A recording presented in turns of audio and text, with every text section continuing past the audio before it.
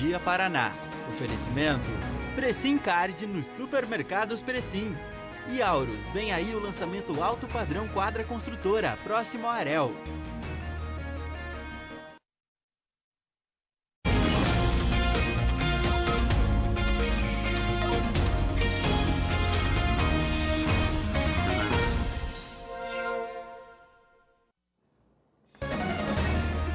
Olá, bom dia. Muito bom dia.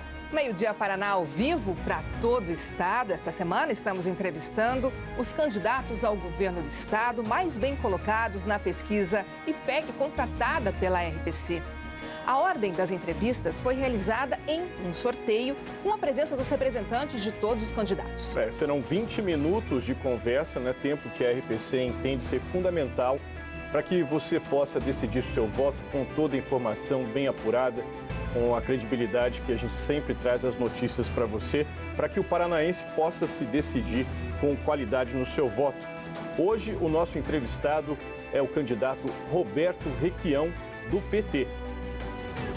E a jornalista Carolina Wolff acompanha com a gente, participa das entrevistas, entrevista que acontece ao vivo logo depois do intervalo.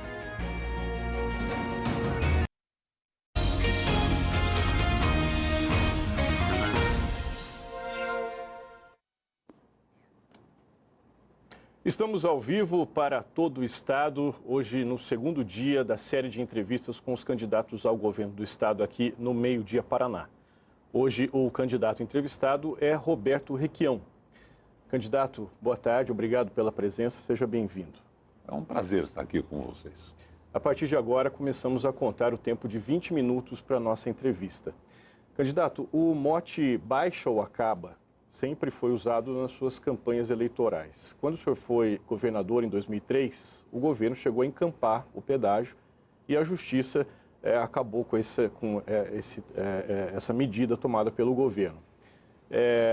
De lá para cá, o pedágio não acabou e não baixou. Atualmente, a Assembleia Legislativa aprovou a cessão de rodovias estaduais e também a devolução de rodovia federal para o governo.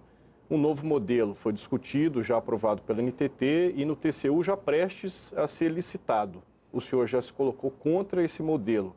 Qual a sua proposta para que o pedágio, de fato, tenha um valor justo no Paraná?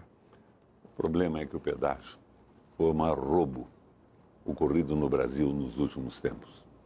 O Tribunal de Contas da União disse que nós estávamos pagando 5 vezes mais. E eu lutei contra isso.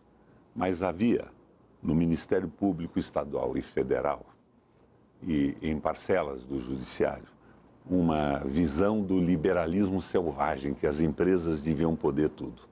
Eu recusei o aumento como governador 42 vezes. O Ministério Público se mostrava favorável ao aumento no Estado e o federal, do Deltan Dallagnol, se mostrava favorável também. Daí ia para um juiz singular. Esses juízes que têm decisão monocrática, não vai nem para a turma, nem para o grupo. E ele autorizava o aumento. Eu continuava protestando e vinha outro aumento. O contrato, no entanto, acabou agora. E a proposta que o Ratinho formulou é muito pior que esta proposta que acabou, porque acabou o contrato. Ela coloca mais 15 praças. Ela entrega as rodovias do Paraná para o governo federal. É um absurdo completo. Eu acabo com isso logo em seguida a tomar posse no governo. Mas eu vou precisar também de apoio do governo federal. O Lula vai ser muito importante para mim nisso. Nós criamos inicialmente um pedágio de manutenção, que vai cobrar uma fração do que esse pessoal cobra. E eliminamos as concessionárias que roubaram fortunas e estão hoje aí livres, soltas. O DR admitiu 10 bilhões a mais de preço nos tais degraus, que significavam aumentos de preço quando elas tivessem, as concessionárias, construído duplicações ou viadutos. E não tem ninguém do DR processado, nem da agência reguladora. E o governador, como é que ele explica que ele tolerou tudo isso? Mas vem um pedágio que é um verdadeiro crime. Nós temos que acabar com isso. Minha proposta é um pedágio de manutenção que vai custar uma fração do que custa hoje, sem os ladrões que roubaram a gente até agora 10 bilhões de reais, segundo a Assembleia Legislativa. Agora, candidato, como é que fica, então, o pedágio de manutenção no caso de obras? Como o senhor citou, viadutos, duplicações, como é que vai fazer isso? Soler, essa pergunta me fazem sempre. As obras são feitas com impostos do Paraná. O que você não pode é cobrar um pedágio absurdo para um concessionário ganhar bilhões. Você veja bem, além do exagero do preço do pedágio, roubaram 10 bilhões de reais, cobrando obras que não foram construídas. Nós pagamos imposto, as estradas do Brasil e do mundo todas foram feitas com os impostos que nós pagamos. É uma falácia essa história que você precisa cobrar um preço absurdo para construir uma estrada. O Paraná foi construído com estradas de penetração com dinheiro dos impostos que nós pagamos. O senhor vai continuar assim. O senhor consegue duplicar rodovias como a 277 com dinheiro sem de dúvida impostos? alguma, se o Estado estiver funcionando bem. Claro, sem dúvida alguma. Mas não é por 4 anos, é uma história, é um século de rodovias, ou mais do que isso no Brasil. É uma falácia essa história que tem que cobrar preços absurdos, porque, na verdade, quem ganha dinheiro é o concessionário, corrompendo. Corrompendo quem? O DR que cala a boca, a agência reguladora que não diz nada e o governador que está no governo e que autoriza esses aumentos todos. Eu sou contra isso. Quais isso obras não serão existe no prioritárias planeta seu Terra. governo nas estradas? E digo mais, o liberalismo econômico é comandado pelo Adam Smith. Ele sempre foi contra o pedágio. E o Hayek, que é outro mais recente, também diz que não tem sentido pôr um intermediário para ganhar dinheiro para fazer uma contratação que o Estado podia fazer. Você veja bem, você pode admitir que o Estado cobre um preço um pouquinho mais razoável, mas que ele faça a estrada, que ele contrate o empreiteiro. Para que o intermediário? Isto é uma maracutaia política. O Brasil está cansado de ser roubado. Temos que acabar com isso. Mas eu preciso, para acabar com isso de verdade, porque temos estradas estaduais e federais, do Lula na presidência da República. Candidato, ainda continuando no serviço público, o senhor tem falado muito em diminuir valores, tanto na conta de água quanto na conta de luz. E aqui tem uma questão que é um ponto que tem sido muito questionado, inclusive na AGEPAR, a tarifa mínima da Sanepar. O senhor eleito, são R$ 81,00 por 5 metros cúbicos. O que o senhor faria com essa tarifa mínima? Eu coloco a tarifa que eu fiz. A tarifa tem que ser mínima para caber no orçamento das pessoas. Hoje, chega no fim do mês, as famílias não sabem se vão pôr comida na mesa ou se vão pagar a água e a luz. Os preços são os maiores da história do Paraná. Os lucros são fantásticos e não existe obra. Esse lucro está sendo transferido para sócios da Copel e da Sanepar. Sistematicamente. Você sabe quem são os sócios da Copel? Policiais e bombeiros no estado norte-americano, a Ford, a Caterpillar do Canadá, me parece, grupos de pensão de estados norte-americanos. Eu distribuía 25% dos lucros, que é o que a lei me manda. Eles já chegaram a 55, 65, eles venderam a Copel Telecom, 1,6 bilhão, me parece, e ao invés de usar esse dinheiro no sistema da Copel, eles distribuíram grande parte disso para os sócios privados. É um roubo isso, minha gente. Eu quero acabar com isso e assumo com vocês um compromisso. Eu já administrei a Copel, a Sanepar, eu sei como se monta a estrutura salarial. Eu tomo posse e logo depois eu afasto, ponho na rua todos os diretores e presidentes. E ponho lá gente que tenha compromisso com o povo do Paraná e não como eles dizem. Eles têm compromisso com o mercado e com os acionistas. A Copel foi construída pelo Bento Munhoz da Rocha em 54, para eletrificar o interior do Paraná, possibilitar o desenvolvimento, melhorar a vida das famílias e cobrar uma tarifa módica. Nós estamos sendo roubados por uma visão do Ratinho, que é a visão do Guedes, que ele diz que admira muito. É o liberalismo econômico selvagem. E para não dizer que só eu me oponho a essa loucura, eu estou na linha do Papa Francisco. O senhor vai manter... É um compromisso seu, então, acabar com a tarifa mínima? A tarifa mínima tem que ser mínima mesmo. Tem que acabar com isso. Tem que ter uma tarifa mínima para quem não tem como pagar. Não há dúvida alguma disso. E eu dei tarifa zero para os mais pobres na crise de 2007 e 2009. Eu mantive a tarifa mais baixa do Brasil e construí 3 usinas hidrelétricas. Eles não estão fazendo nada e estão cobrando absurdos. É uma visão ideológica errada. Por isso que eu digo, o Ratinho não deu certo, ele não sabe o que está fazendo no Estado. Nós estamos sem governo e nós temos que corrigir isso, senão o povo vai sofrer muito. Agora, o nosso assunto é saúde, candidato. O senhor tem falado muito na sua campanha em aumentar a oferta de consultas com especialistas, inclusive no interior do Estado. Mas a gente sabe que, historicamente, isso é a falta dessas especialidades no interior do Estado é, inclusive, um problema para a rede particular.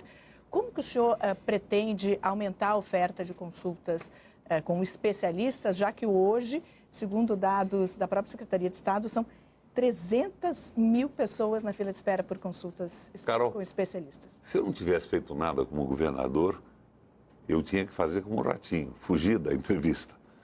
Eu construí 31 hospitais novos, fiz reformas brutais nos hospitais do Paraná e coloquei 44 hospitais regionais para a medicina ficar ao lado de onde as pessoas moravam. Você sabe que eles não fizeram mais concurso médico? Não é especialista que eles não têm médico, eles não têm enfermeiro. Atrás disso é a visão do Ratinho e do Guedes, do liberalismo econômico. Eles querem privatizar a saúde. Eu abro um concurso, faço isso funcionar. Eu criei clínicas da mulher e da criança, Carol, para acabar a mortalidade materna e infantil. Eles liquidaram isso tudo. Eu devo ter construído umas 100, 200 clínicas, mas o projeto eram 340 no estado. O médico da família é indispensável. Eles abandonaram a medicina. Eu fui a Ponta Grossa semana passada e encontrei lá um hospital que foram eles que fizeram. O Beto Richa inaugurou o hospital. Depois a Cida Borghetti inaugurou o hospital. Depois o Ratinho inaugurou o hospital de novo. Teoricamente teriam 60 leitos e 20 UTIs. Não tem nada funcionando, não tem médico, não tem enfermeiro. É uma miragem, é uma falsificação que está acontecendo no Paraná. Não há governo. Quantos médicos o senhor pretende contratar e qual o atrativo que o senhor vai oferecer a eles para que eles aceitem trabalhar no interior do Estado? Salário decente. O atrativo básico é um ofício permanente de formação, de garantia durante a vida toda. E contratarei todos que forem necessários para botar o sistema em funcionamento. Eu montei o sistema de 44 hospitais, eles desmontaram. Por que desmontaram? Porque não há governo. Candidato, a gente tem exemplos pelo estado todo de bons salários, por assim dizer, oferecidos a médicos, inclusive em cidades de porte médio, e mesmo assim essas cidades não conseguem contratar médicos. O governo do estado pode também atuar nisso? Você não está entendendo bem o negócio. As cidades não têm dinheiro para contratar médicos. Por isso que o Estado entra nesse processo. Por isso que entra também o governo federal. Nós montamos, eu já montei, o sistema estava pronto. Foi simplesmente desmontado. Por quê? Porque a intenção é privatizar a saúde e o povo fica sem saúde pública. Ainda falando basicamente, nós não temos governo, eles não têm nada dentro da cabeça. Ainda falando em saúde, candidato, de nada adianta se ter o sistema disponível, muitas vezes até já pago, como é o caso das vacinas, se as campanhas de vacinação não chegam às pessoas. A gente tem visto os níveis de vacinação no país todo caindo, tanto poliomielite, sarampo. O Ministério da Saúde agora ampliou, inclusive, o prazo de vacinação para tentar chegar perto de índices aí que a gente já teve no passado. O que o governo do estado vai fazer, sendo o senhor eleito governador, nesse sentido? Ora, temos que fazer mais. Vamos começar tirando o Bolsonaro do governo federal, que fica dizendo para o povo que você toma uma vacina e vira jacaré. É uma campanha absolutamente irracional. Nós precisamos ter um governo responsável. Lá atrás, naquela gripe famosa, o Brasil bateu o recorde de eficiência em vacinação no mundo. E o Paraná teve aqui uma oportunidade de produzir a própria vacina no Tecpar. Mas ficaram naquela conversa, passaram para o setor privado e nós não fizemos a vacina. Nós podíamos ter tomado a dianteira do Brasil. Agora, só foi possível combater a Covid porque eu montei 44 hospitais regionais com UTIs e tudo mais.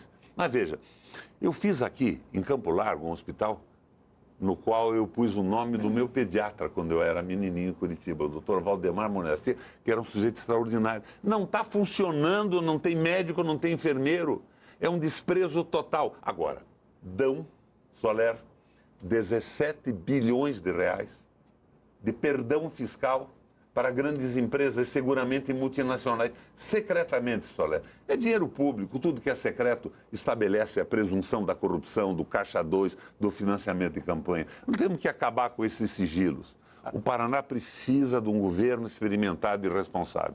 Foi um erro a eleição do Rato. Ainda em relação à vacina, no programa específico de governo do senhor não trata nada dessa questão, não há nada que trate especificamente dessa valorização da vacinação. O senhor acha que tem que ter mais foco? Claro, mas isso está inerente à própria efetivação da saúde pública. Não precisa tratar especificamente, precisa fazer. O governo do Lula e da Dilma fizeram isso com uma eficiência extraordinária. E agora parou, mas parou por quê? O que é que eles queriam? Que os mais velhos morressem para diminuir a despesa da aposentadoria? É uma maldade incrível. Esse pessoal não tem coração. Carol, eles não têm identidade com o povo e não têm solidariedade com as pessoas. Foi muito ruim esse processo eleitoral. O povo do Paraná e do Brasil foi iludido com aquela propaganda da corrupção tomando conta de tudo. E eu não vou dizer para vocês que não tinha corrupção. Eu combati com dureza aqui no Paraná a corrupção. Mas elegemos governos sem nenhuma experiência, aquela história da novidade, pessoas que não sabiam nada de economia, de administração pública. Vamos botar o Paraná e o Brasil em ordem. Eu não vou dizer para você, por exemplo, Soler, que o Lula não tem defeito. Eu, como senador, eu fiz oposição a muitos programas do governo do Lula, mas ele tem solidariedade com as pessoas e identidade. Ele errou. Eu errei também, nós erramos na vida. Ninguém faz tudo certo. Mas nós temos que chamar os nossos erros de experiência e o Lula hoje é a única hipótese que nós temos para nos livrarmos dessa loucura maldosa do capital financeiro mandando no mundo e o povo escravizado, como se fossem ferramentas para os outros ganharem dinheiro, sem dignidade, sem aposentadoria, sem saúde, sem educação para os filhos. Está uma loucura. Eu não estou nessa campanha eleitoral apenas para ser governador. É a campanha da minha vida. Estou lutando pelo futuro dos meus filhos, dos meus netos, do Paraná e do Brasil. Candidato, falando em erros, recentemente surgiram novas provas em relação ao caso Evandro, que comprovaram que houve tortura contra as pessoas investigadas à época. O governo do estado, inclusive, pediu desculpas oficialmente sobre isso. Há um processo de revisão penal em andamento. O que o senhor pensa sobre esse pedido de desculpas? Eu acho que você tinha que fazer essa pergunta ao Judiciário, ao Ministério Público e à própria organização policial. Isso é um troço que passa ao largo de qualquer governo. Mas o cadáver do Evandro foi encontrado em Guaratuba hoje. Não foi encontrado? Foi reconhecido com o exame de DNA. Ele foi assassinado. E nós temos que saber quem assassinou o Evandro. Não é bem assim no espetáculo só da crítica da violência. Você sabe que eu sou absolutamente contra a violência. Eu sou a favor das câmeras de filmagem no peito dos policiais para diminuir os atritos, os conflitos e tudo mais. Eu sou absolutamente contra a violência policial de qualquer tipo. Mas esse problema de Evandro tem que ser aprofundado. Os juízes e os promotores fizeram acusação. Não fui eu que era governador. O senhor falou sobre câmeras nas fardas, viaturas dos policiais. Isso vai valer para todos? E quando a população efetivamente pode perceber isso nas ruas, uma vez o senhor eleito? Em São Paulo usaram câmeras. Caiu 87% o número de confrontos e 37% as tais reações. A câmera é uma garantia para a cidadania, mas é uma garantia para o policial também, que ele não pode ser acusado de alguma coisa que ele não fez. Eu não consigo entender que alguém se oponha a isso. Quem se opõe a isso está tendo uma posição, para mim, absolutamente incompreensível. Vamos colocar câmeras em todos, sim, para defender o povo e para defender a polícia. Em quanto tempo, candidato? Rapidamente, o tempo de uma licitação, viabilização de recursos orçamentários e imediatamente estabelecer câmeras. A polícia tem que ser preventiva. Hoje nós temos uma polícia repressiva. Soler, a cabeça dos governantes nacionais e aqui no Paraná também, eles acham que a polícia é uma força para reprimir reivindicações de pessoas que se mobilizam pela perda de direitos. Professores, médicos, trabalhadores numa fábrica. A polícia é uma polícia preventiva que se organiza para evitar a criminalidade. Polícia preventiva era a patrulha escolar que eu coloquei, que interagia com professores, pais de alunos e alunos nas escolas. A patrulha rural. Agora, a repressão essa coisa de botar um policial comandando uma escola, que tal botar uma professora comandando o batalhão? Você veja, não tem sentido, não são preparados para isso. Não estou dizendo para você que não tem uma professora que não possa comandar um batalhão, isoladamente. E nem que não exista um policial que não possa ser um bom diretor de escola. Mas a corporação não foi preparada para isso. São tolices absolutas, são estultices, são besteiras. Nós temos que afastar isso. Eu consegui, durante o nosso governo, colocar o Paraná em primeiro lugar na educação do Brasil. Hoje o governador tem conflito com os professores, com os médicos, com os enfermeiros e com os policiais. Não há governo, não há inteligência, mas dá 17 bilhões de isenção fiscal secreta para grandes empresas. Mas as empresas paranaenses pagam impostos absurdos. Eu reduzi, na minha época, se lembra, Soler, o imposto das pequenas empresas de 18% para 2,5%.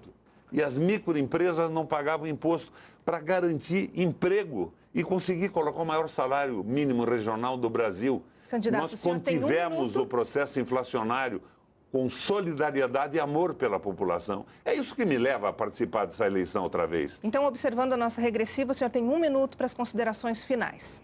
Minha gente, eu tenho experiência na administração pública como governador. Eu acho que um governante tem que ter solidariedade com as pessoas e tem que ter identidade com o povo, senão não é governante. Por que eu estou nesse jogo? Porque a nossa vida é limitada na Terra e a gente tem que usar a vida não para enriquecer e ser enterrado na avenida principal do cemitério, mas para deixar uma contribuição positiva para o futuro, para a organização completa da sociedade. Faço por amor e tenho competência e uma equipe maravilhosa, bem diferente dessa absoluta ausência de governo. Um governador tira fotografias com obra que não construiu e joga na televisão. Não há governo no Paraná. Vamos corrigir isso, minha gente. É a proposta que eu tenho. Obrigado por sua participação, candidato. Uma boa tarde. Obrigada, candidato. No G1 Paraná, todas as informações, e você pode rever, inclusive, a entrevista com os candidatos. A gente tem um QR Code que está aparecendo na tela. Aponte a câmera do seu celular, tem acesso a esse momento da democracia. Meio-dia, Paraná continua com as entrevistas ao longo da semana. Amanhã, o candidato entrevistado será o professor Ivan, do PSTU. Agora a gente vai para o intervalo, seguiremos com as nossas notícias, cada cidade com as notícias da sua região. Obrigada pela companhia. Até já.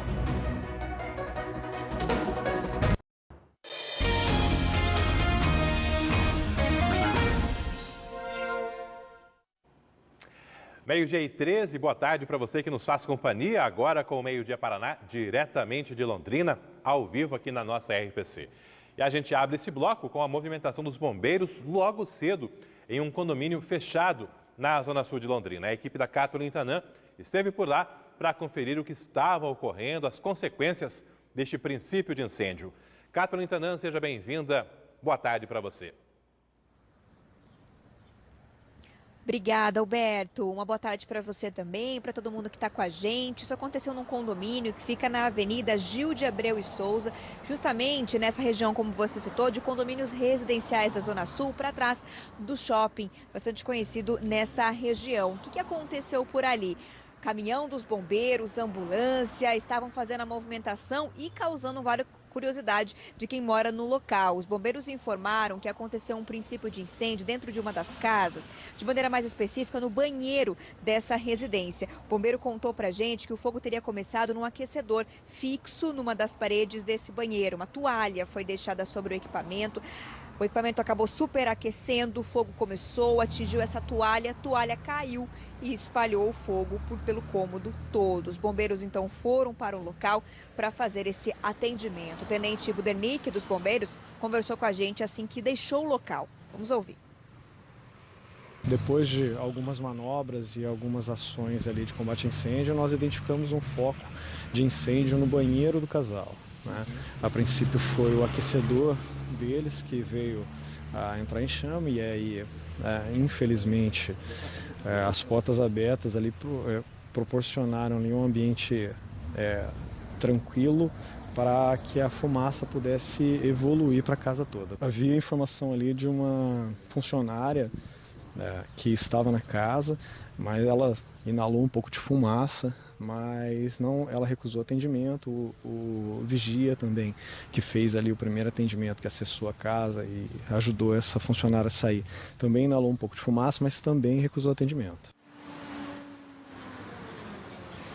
Então, apesar da situação do princípio de incêndio, felizmente ninguém se machucou. Inclusive, a gente aproveitou esse momento de conversa com o Tenente Budernick para lembrar de algumas informações bastante importantes, cuidados necessários dentro de residências e também de comércios para evitar situações como essa. Às vezes passa que a gente não lembra de fazer manutenção ou de cuidar com alguns detalhes que a gente aprende lá atrás e na correria deixa de lado. Olhem só.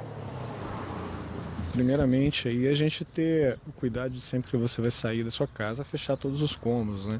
Manter todas as portas fechadas, porque se houver qualquer evento em um dos cômodos, pelo menos já está confinado.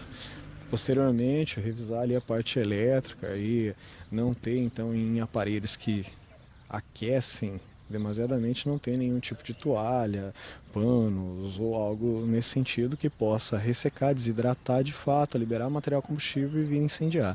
Então são cuidados que a gente aprende lá quando criança, mas conforme o tempo vai passando, as nossas preocupações vão aumentando, a gente esquece de tomar esse cuidado. Infelizmente, esse foi o evento que ocorreu hoje.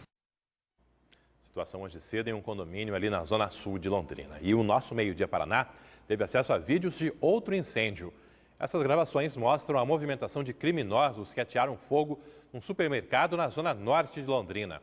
As imagens estão sendo usadas pela Polícia Civil para tentar localizar os bandidos. O incêndio foi no final de março, no mercado que fica na Avenida das Maritacas. Daqui a pouco tem a reportagem para você com as imagens em primeira mão no nosso Meio Dia Paraná. Um carro desgovernado se envolveu num acidente hoje pela manhã em Curitiba. Apesar da força do impacto, como você acompanha aqui, o motorista de 49 anos sofreu apenas ferimentos leves. As imagens de câmeras de segurança mostram o momento em que o motorista se perde logo ao passar por essa curva aqui na Ivo Zanlorenzi. Ele acaba invadindo a pista auxiliar, a pista lateral, que dá acesso a um laboratório de exames. Esse motorista acaba batendo numa mureta de proteção e atingindo também a estrutura de vidro desse laboratório. E a força do impacto foi muito grande, ele acaba até parando no sentido contrário. Por sorte, o carro tinha airbag, o que pode ter aliviado um pouco aí o impacto para esse motorista. A imagem, a força do impacto, né, e como o carro ficou, acabaram chamando bastante atenção de quem passava aqui pelo local durante essa manhã de terça-feira. Acidente hoje cedo também no centro de Arapongas. Envolveu 3 carros. Segundo a Polícia Militar, um motorista de 27 anos bateu contra outro carro num cruzamento. Esse carro seguiu por aproximadamente 200 metros quando colidiu com outro veículo e acabou capotando. As imagens cedidas pelo nosso parceiro Marcelo Oliveira mostram os estragos e a movimentação das viaturas, das ambulâncias. 3 pessoas foram encaminhadas para hospitais de Arapongas, mas a princípio sem ferimentos graves. A Polícia Militar esteve no local organizando o trânsito junto com guardas municipais. O censo 2022 está perto da marca de 200 mil habitantes recenseados em Londrina. Ainda tem muito trabalho pela frente, mas já dá para ter uma dimensão dos serviços até agora.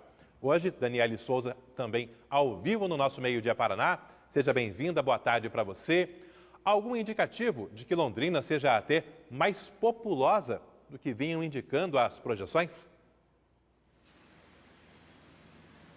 Olá, Alberto. Uma boa tarde para você, uma boa tarde para quem nos acompanha em casa. Segundo o coordenador do IBGE aqui na cidade de Londrina, ainda não dá para ter ideia dessas projeções, viu? Ainda é muito cedo, faltam dados ainda para que consigam nos dizer se a gente aqui em Londrina somos mais ou menos do que as projeções anteriores do IBGE, viu? Isso porque até agora a gente tem um total de 92 setores censitários, que são os recortes que o IBGE faz aqui na cidade de Londrina, né? Para conseguir dispensar esses trabalhos e mandar as equipes. Somente 92 até agora foram finalizados. Aqui em Londrina, a gente tem um total de 915. Em 418 dessas regiões, os dados ainda estão em coletas, com os recenseadores passando em casa, pegando esses dados com as pessoas, viu? E nos 405 setores restantes, o trabalho ainda está por ser iniciado, ainda não começou nesses setores. Então, ainda é cedo para dizer esses dados para a gente. Junto a isso, o trabalho de supervisão está sendo feito também, repassando esses dados nesses locais que os recenseadores já passaram, viu? A gente tem uma tela também com informações já disponíveis do censo. Aqui em Londrina, segundo o censo IBGE de 2010, éramos 506.701 habitantes, viu? A projeção do ano passado, do IBGE, quando não houve censo, somente uma projeção, é de 480.870 habitantes.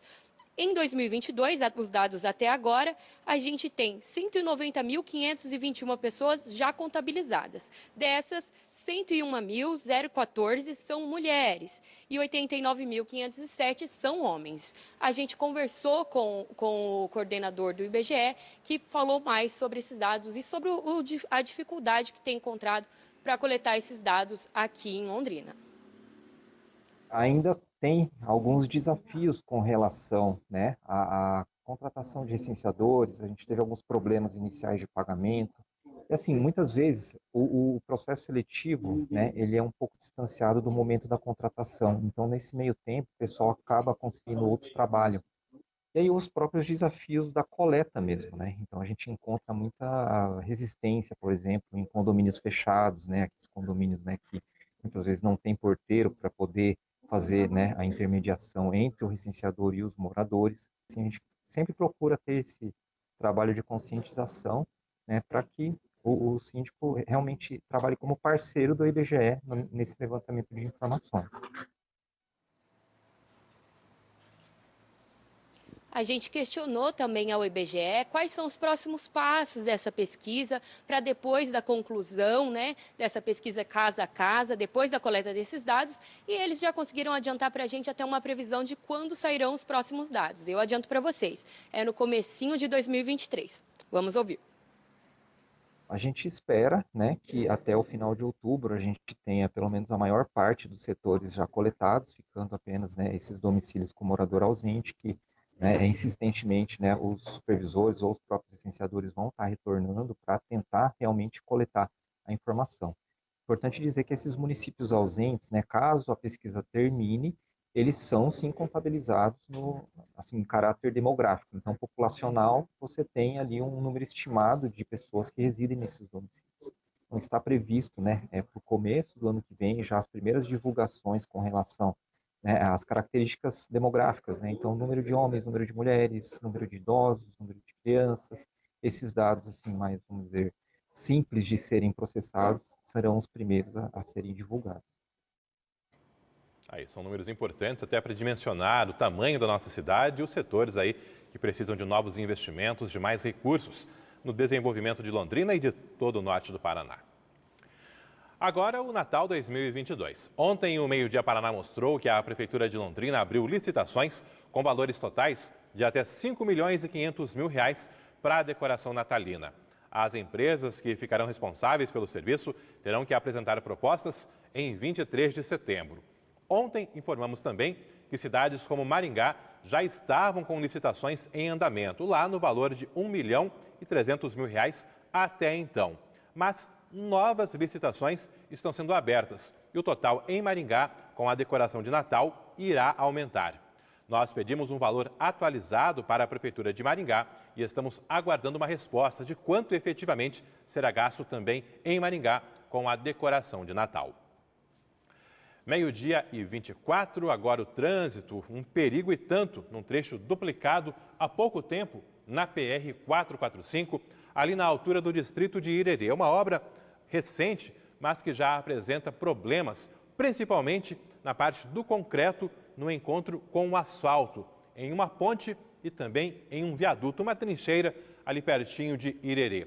Kathleen Tanã, o que a nossa equipe constatou por lá e o que os telespectadores também vêm percebendo ao passar pela PR-445. Roberto, o problema está nas juntas de dilatação da PR-445 no trecho que passou por essa obra, inclusive obra que foi entregue completamente há 1 ano e meio e já apresenta essas dores de cabeça para quem passa por ali. Estamos falando de 2 trechos então, né?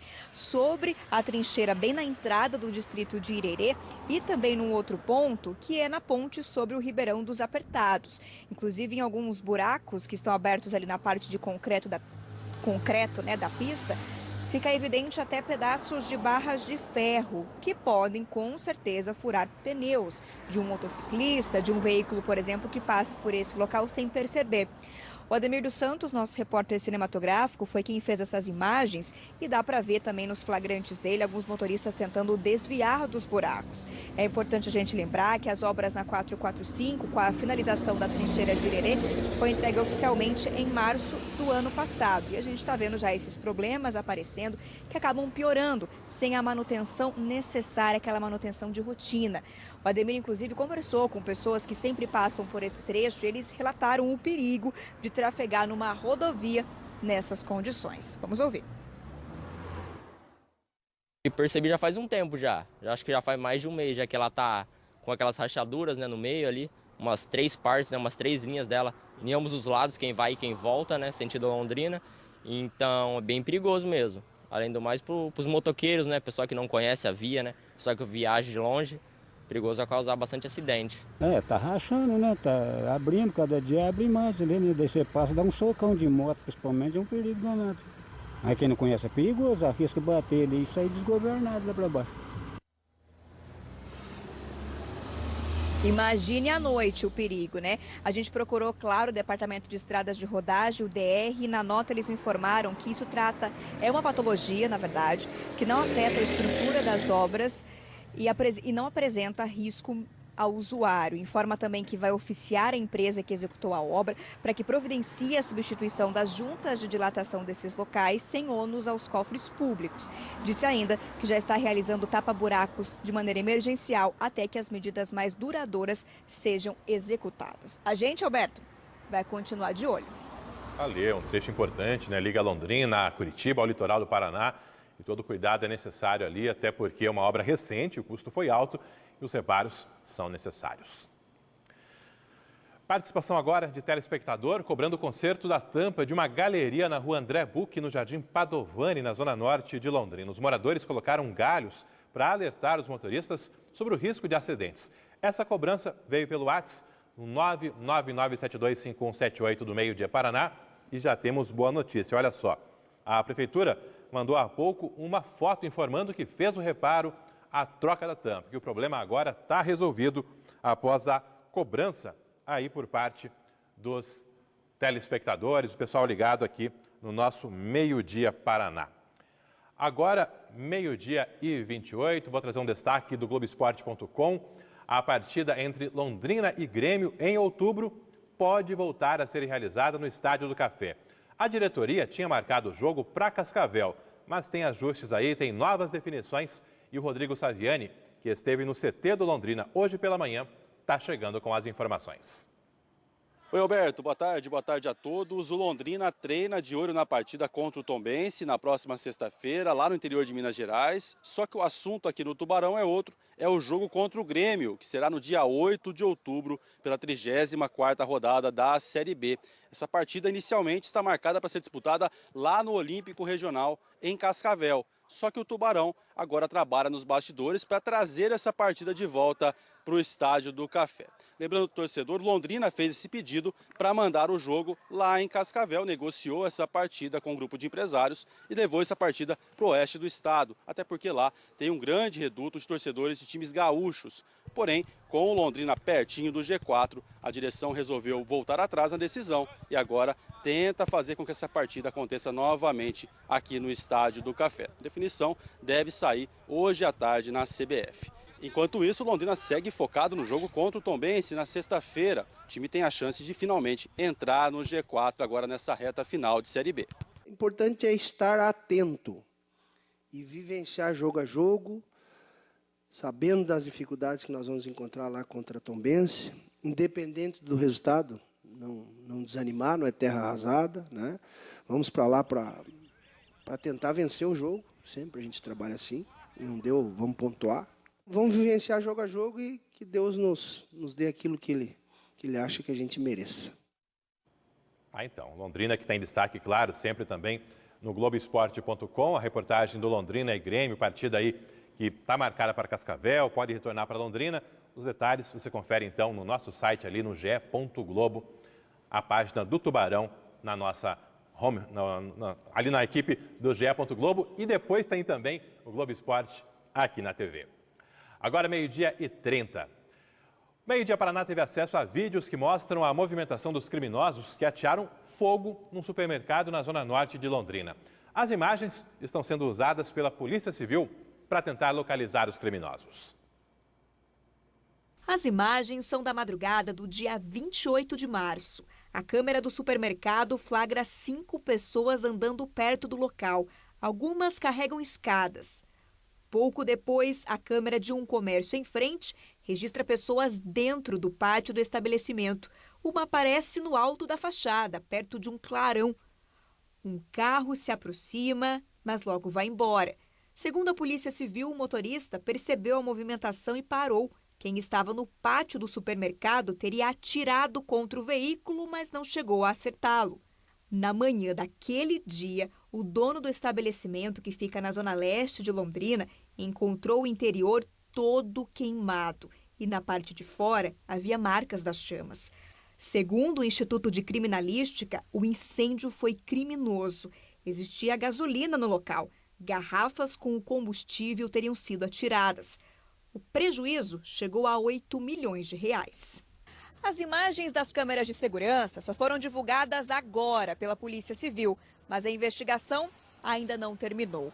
Falta identificar as 5 pessoas suspeitas de envolvimento nesse crime e descobrir por que fizeram isso. Ficou declarado desde as primeiras horas que é criminoso, mas o que nós queríamos saber quem que era. E até hoje a investigação não disse isso para nós.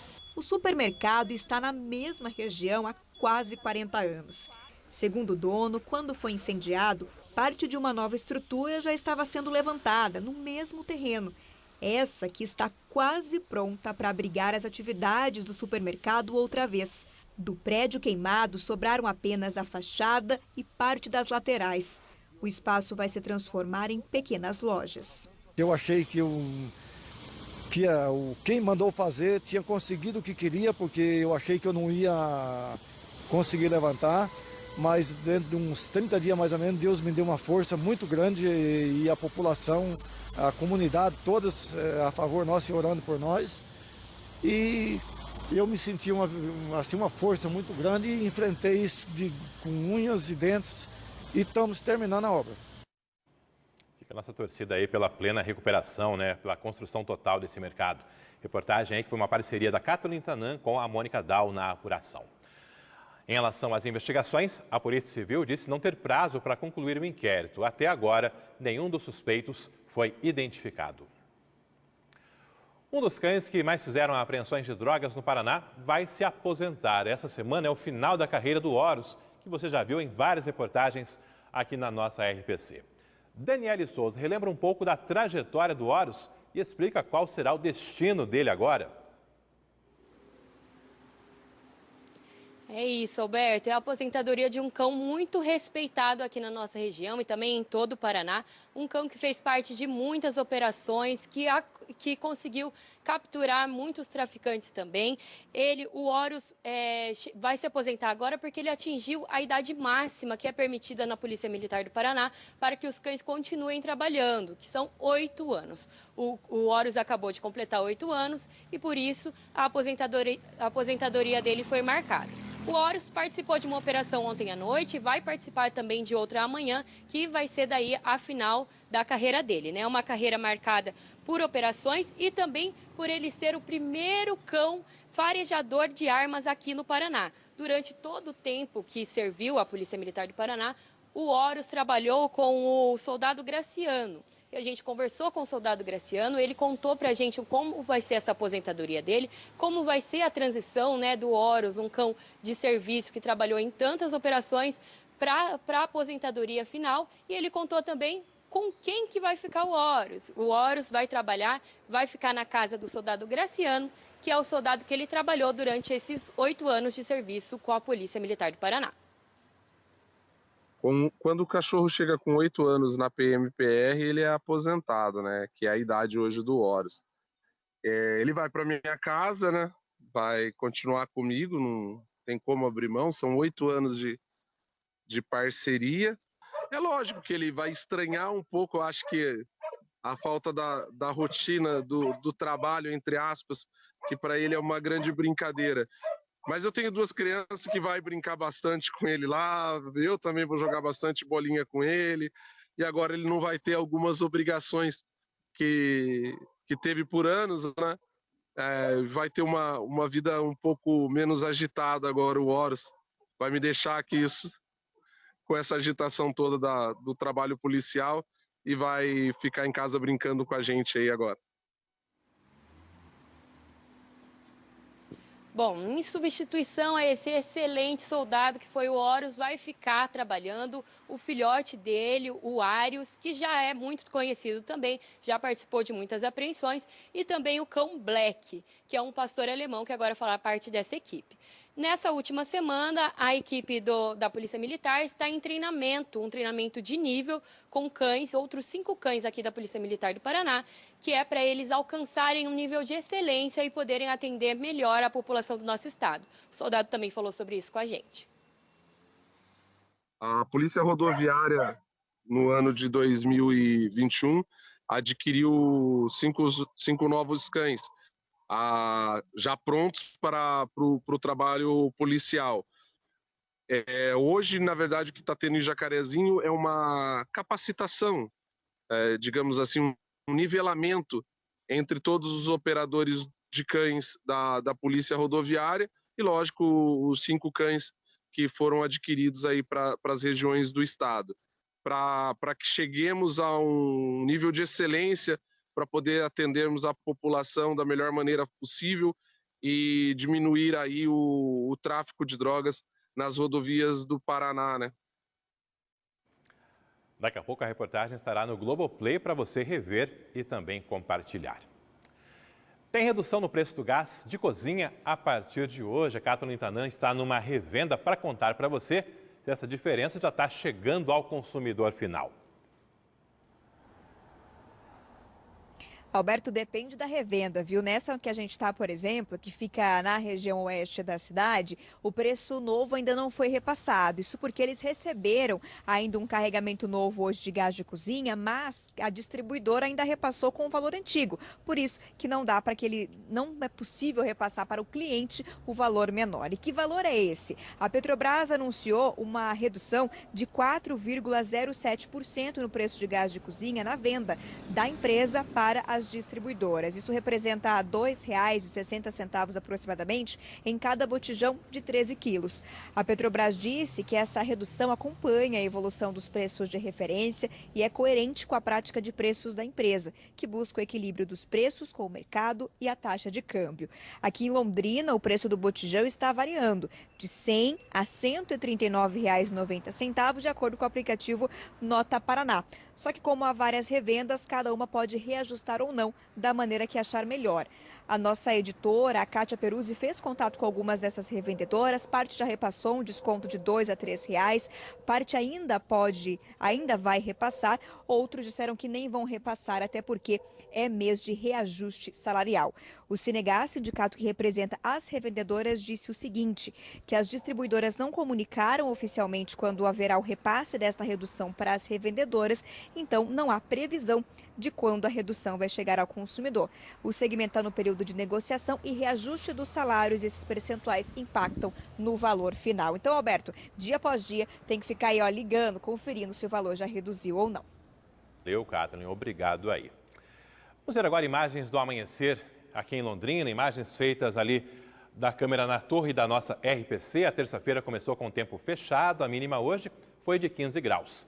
Imagens também mostrando o céu encoberto, imagens feitas pelo Marcelino Barbosa, nosso repórter cinematográfico. O sol logo foi aparecendo, dando as caras aí para esquentar um pouquinho a temperatura aqui em Londrina. No mapa você confere comigo a previsão para essa terça-feira, máxima de 29 graus em Londrina, pode chover tanto à tarde quanto à noite. Nos próximos dias, tanto em Londrina quanto no norte do Paraná, chove ainda na quarta e na quinta. A partir de sexta-feira, o tempo volta a ficar firme por aqui. Eleições 2022 teve reunião hoje pela manhã no TRE para definir o plano de segurança.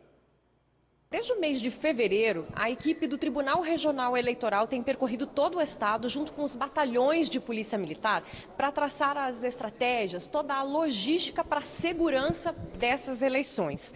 Além da polícia militar, a novidade desse ano é que vai ser contratada uma equipe particular para reforçar a segurança nos cartórios eleitorais. A verba para essa contratação é federal e a licitação está em andamento. Como é que vai funcionar? A Polícia Militar vai usar todo o efetivo já a partir de 48 horas antes da eleição. E no dia do voto, no dia da eleição, esses seguranças particulares vão dar apoio aos trabalhos. Por enquanto, o Paraná seria o único estado a adotar essa medida de contratação de segurança particular.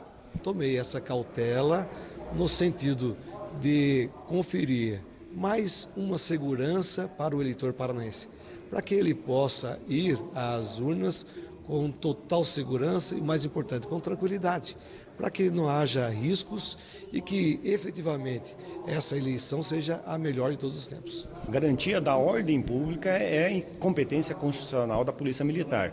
Então, aglomerações de pessoas que estejam fazendo a chamada boca de urna ou estejam criando confusões, haverá a atuação da Polícia Militar. Mas nós temos a convicção que essa atuação ela não será de grande monta, porque contamos com a colaboração, com a educação, com a urbanidade do eleitor para que a eleição seja o mais tranquila possível. Vale lembrar que outra orientação importante para o dia da votação é que o eleitor não pode levar o celular e muito menos usar o celular dentro da cabine de votação.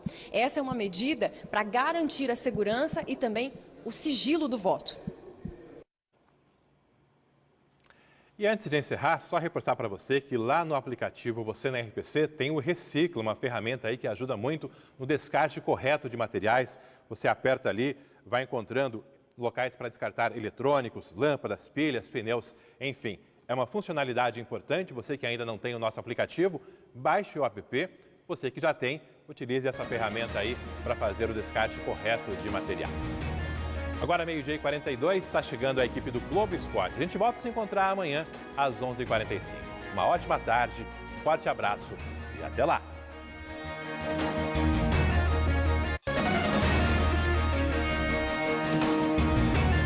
Meio-dia Paraná. Oferecimento Precim Card nos supermercados Precim.